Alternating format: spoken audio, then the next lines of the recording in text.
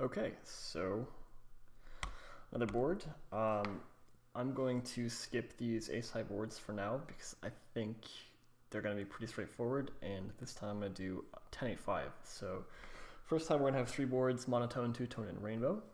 Excuse me. And I also included some overbets from each player on every street, just because I thought there might be some overbetting. And yeah, just as a refresher, out of position, this is EP, 15% opening under the gun range. And then in position is like a button flatting range that is very condensed to broadways and like suited connectors and pocket pairs. So let's take a look. This is the rainbow version. And first thing is that we're mixing pretty much every hand that we have between 1/3 and check. Out of position's equity is 51%, which is like okay. But their EV is a little bit less than half the pot, right? EV is about half the pot, or equity is about half the pot. EV is a little bit less than half the pot, and that's just due to being out of position. And so yeah, that makes sense. And so what are we 1/3ing? Pretty much everything at some frequency. We have open-enders, we have top pairs. Our 10x is betting the stronger the kicker, but it's still mostly betting. Overpairs, it looks like overpairs that don't block backdoor flush draws. So with a spade, and there's not a spade on board, so if you have the hand that unblocks backdoor flush draws, like ace-9 of clubs, you are going to check more, which I guess makes more sense. You're just trying to induce bluffs, whereas when you have like a club or a diamond or a heart, they have a few combos less of those suited aces with backdoor flush draws that will probably start to turn their hands into bluffs, and so you bet. Which is interesting. Ace king, ace queen, ace jack, these hands all kind of bet with some frequency, Sure, that makes sense. So let's bet and let's see what's happening here. We do get raised 12% of the time, which is interesting. I was not expecting this many raises. It looks like hands like ace-9 suited that have like double back doors like to raise. Hands like sets like to raise. 2 overs backdoor flush draws like to raise. So yeah, 2 overs a gutter, backdoor flush draws like to raise. And so you can start to see that now we're developing a raising range. Because I think one of the ways Pio is evaluating this board is that top pair, which is 10, is not going to be top pair by the river that often. So this board is more dynamic than other boards. We're not exactly raising 10x in position, but this board is going to change far more often than an ace-high board or a king-high board, so we get to have some raises, which is interesting. So I'm just going to take a look at this node really quick and see what happens. Looks like 10-9 suited is actually 3-betting, whereas like Jack-10 suited is not, other 10x is not. Noticing that like ace-9 suited with a check raise is interesting. Overpairs are 3-betting here. 7-8 is 3-betting here, which I don't really get. I don't really know how often 6-7 was a check raise, or was a raising position, I guess frequently. So yeah, I guess you're just trying to block. It feels like we're blocking their bluffs when we do that, like having the 9 blocking ace-9 suited. So I don't quite get this. I probably wouldn't employ a flop 3-bet strategy because I don't think my opponents are really going to be check raising ace-9 suited or king-queen suited type hands. So this is probably a different strategy than I would use. But let's take a look at future runouts and see what cards are good for us and bad for us. So let's start with an ace, which is almost always going to be good for out of position. EV comparison. So yep, we can see that hands that, Broadway cards, are going to be good for out of position. And it's interesting that every card is going to be going to still give out of position over half the pot in equity, right? This board is more dynamic than previous boards, and so when we bet and get called on the flop, in positions range isn't as strong, right? On king 3 when we get called, we're generally going to have a strong hand. But on this type of board, they have hands like Jack 9 or 6-7, whose equities get kind of destroyed on this card, where they don't pick up any equity. We pick up top pair that will be top pair by the river, and so they're left with just the strict open-ender, that type of stuff.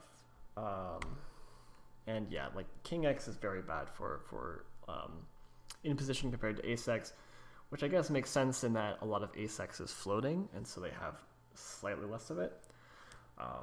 That's at least how I'm interpreting it. Yeah, and we can see like these board pairing cards are generally very good for out of position. You know, a hand like 10-8 is now going to lose to aces on a 5. It's now going to lose to aces on you know, these cards that counterfeit them. Hands like 6-7 suited have even less equity. Yeah, so that makes sense. And on the ace turn, you know, we are betting, and we'll notice we actually do start playing overbets here. With a hand like Jack 9 suited against the hand against hands that, you know, that generally don't connect with the ace that often. And it seems like, you know, backdoor flush draws. Jack 9 suited without the backdoor flush draw seems to overbet more often. But still does some overbetting. And we have top set. We're going to be betting, looks like 1/3. It's interesting that this is mostly a 1/3 type card. I would have given this, you know, big bet or check in my mind because we're polarizing to ace X or nothing, but this makes sense as well. You know, it's hard for us to get value from worse. It allows us to bluff cheaper when we have a hand like King Jack of clubs that we're going to end up tripling, and probably tripling for not an all-in sizing. I've noticed that in previous boards, a lot of triples, I thought generally start to, you know, bet small flop, size up turn, and then jam river, but it seems like going 1/3, 1/3, 1/3 is a perfectly reasonable strategy. This is interesting. I didn't expect to get raised 20% of the time on this turn. I don't think we do in practice, so, you know, I don't think 5x or ace X is going to start to find raises. Yada yada. I'm just going to run this out, say a brick, offsuit 3 of clubs. And this is where we start to see hands like ace king. Ace king is good enough to overbet here. Hands like sets. These hands like queen 9 that just completely missed. They will mix between big and 1/3. Ace 5 goes big. 5s go, you know, a lot of these hands go overbet on this run out. So yeah, that makes sense. And I guess King 9 is choosing to jam all in here. King 9 of hearts. I would guess just blocking 10 with the strongest kicker. And obviously we have ace king as one of our bluffs that's going to overbet. And so we kind of share cards with that too, which is interesting. You know, since there were no real bad cards for out of position, I don't know if I need to run this out. I'll try like a 9 of diamonds. This would be, in my mind, a card that we would be checking pretty frequently. And so this is interesting.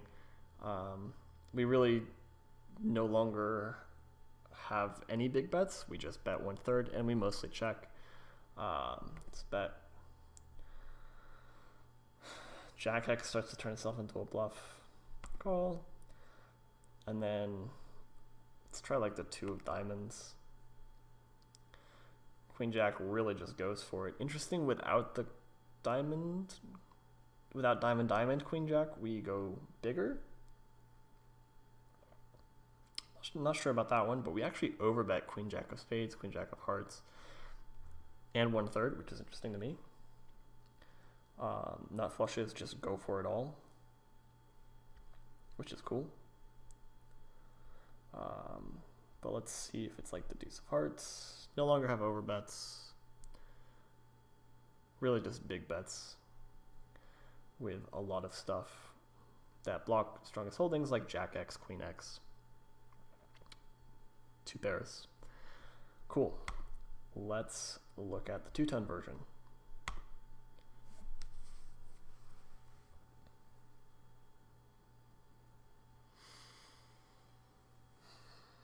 All right. So one thing to note is like I made the 8 offsuit from the flush draw.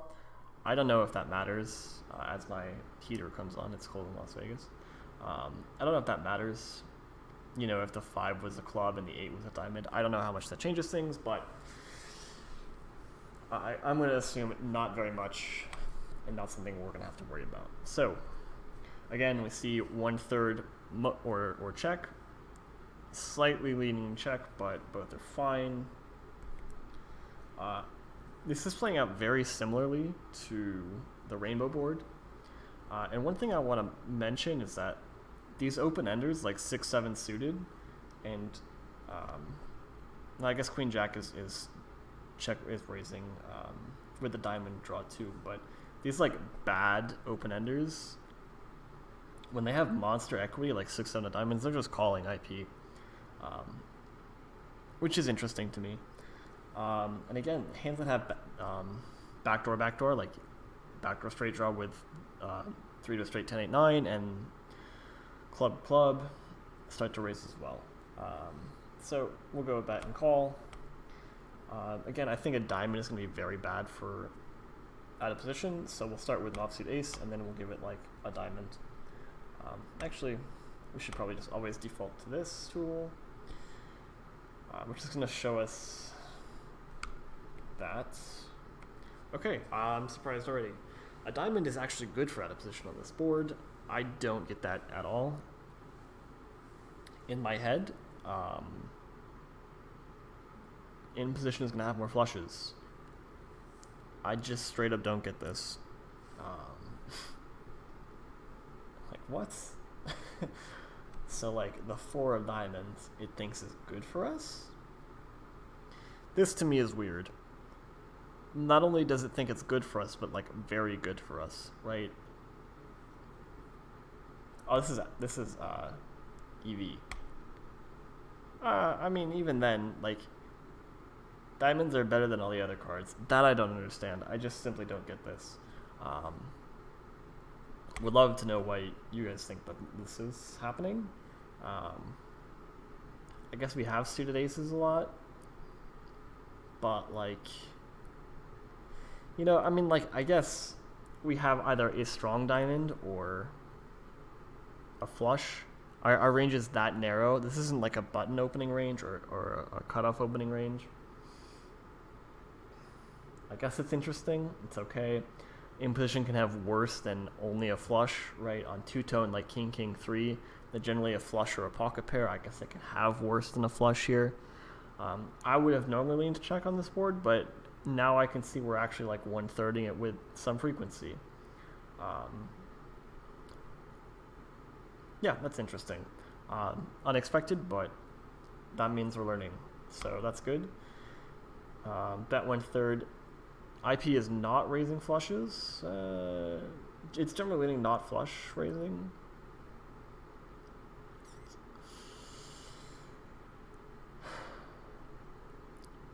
You know what? I think it's because the 10 is the diamond. And it doesn't really you know, when it goes 10-8x, there's actually not a lot of flushes here, right? They either all have an 8 or a 10 in them, which is an interesting takeaway.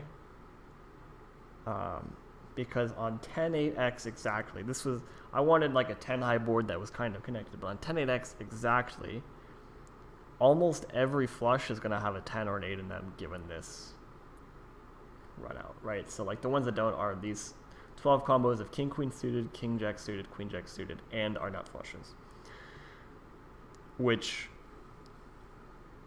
out of position also has. So I imagine that on like 7-4-3 two-tone, 7-4 deuce two-tone, this will be different. But because the 10-8 and the 10 and the 8 especially interact with the connected or the suited connectors that in position has, they don't actually have a significant flush advantage, which is why this isn't as bad for us. So that's interesting. These are the things. I mean, this I don't know that for sure, but that's kind of what I'm interpreting this as, and that's just an interesting tidbit to look at. Yeah, that's cool. So sure, we'll bet, and then just get called, and then let's say like it's an offsuit king. It looks like our size is mostly just 1/3 on this river, and we're doing it with range. This is interesting. I think I have been maybe polarizing too much when I get to rivers, when I see turns, and just like betting small is an effective strategy on every street, which is cool.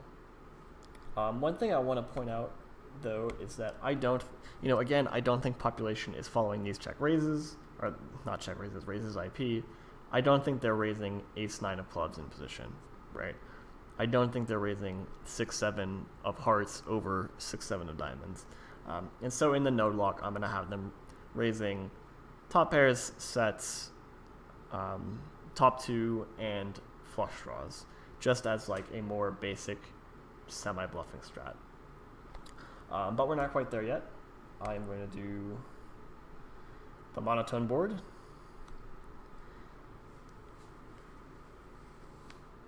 Which is going to load, and it's going to be pretty similar to everything else. It's betting 1/3 and checking, and slightly in towards check, about 60% check, and there's almost no raising IP on the monotone board. I don't think this is happening either. Our 1/3s are pretty split with like everything. I don't think you can make a mistake betting or checking on this board. And so I would just kind of lean 1/3 against bad players. I'll just see a call. Just pick this card and then look at the run out.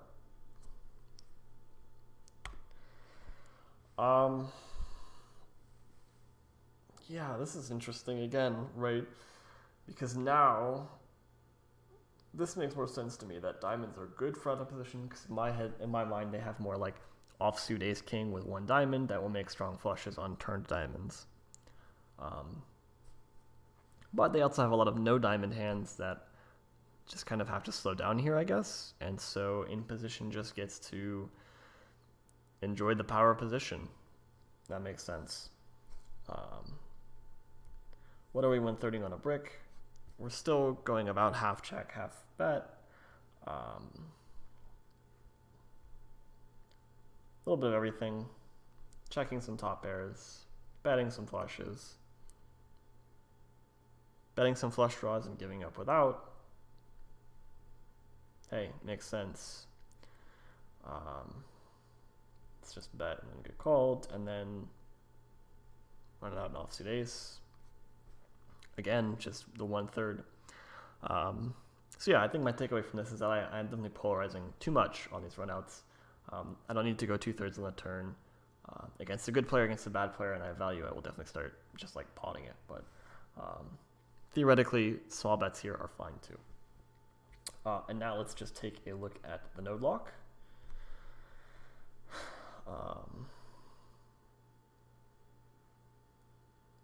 And so the node lock that I have is that when we bet a two-tone board, I'm going to give them raises with some of their 10x, especially their stronger 10x, 2-pair, sets, and flush draws. So these type of hands are all going to be turning themselves to check raises, and that just seems to match more what I feel population is doing. And so when we go to the flop, we see that this strategy just lets us bet 1/3 with impunity. We really, really just get to do that against a bad strategy. We bet, and then when we get raised, we kind of just like jam it in there with value. Wow. This is an interesting idea. I guess they're just like super value heavy when they do this. They just don't have enough bluffs. That's cool. And so we just kind of stuff it in with hands that start to dominate the check raises.